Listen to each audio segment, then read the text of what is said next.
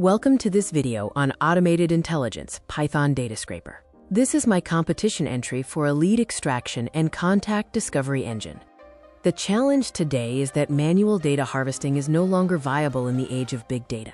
There is a significant efficiency gap. Manual collection is highly inefficient and impossible to scale. My automated Python engine, however, processes over 100 URLs per minute, extracting verified contacts with 99.9% consistency. The engine architecture is built with Python 3.x using asynchronous request handling.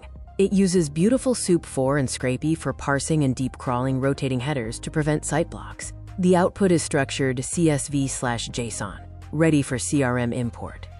The lead extraction capabilities include email discovery via regex pattern matching, phone retrieval that sanitizes numbers to standard E.164 formats, and geo-context extraction for geographic targeting. This is deep data mining, mapping the web network. The scraper follows internal links to uncover hidden contact info that standard tools miss, building a comprehensive profile for every target URL. In terms of performance metrics, the average crawl time per page is only 0.8 seconds. The engine achieves a balance between speed and accuracy by using a multi-threaded architecture for parallel processing without triggering security flags. The focus is on data accuracy over volume, ensuring high-quality, verified leads are collected, as illustrated by the projected lead volume scanned over time.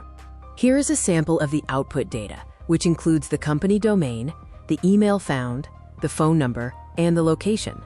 The business applications show real-world value for sales teams, marketing efforts in targeting niche demographics, and recruiters finding direct contact information for candidates.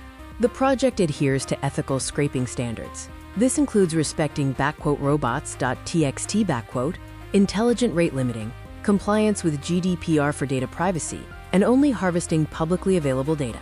Thank you for watching this video on my competition project, the Python Web Scraper.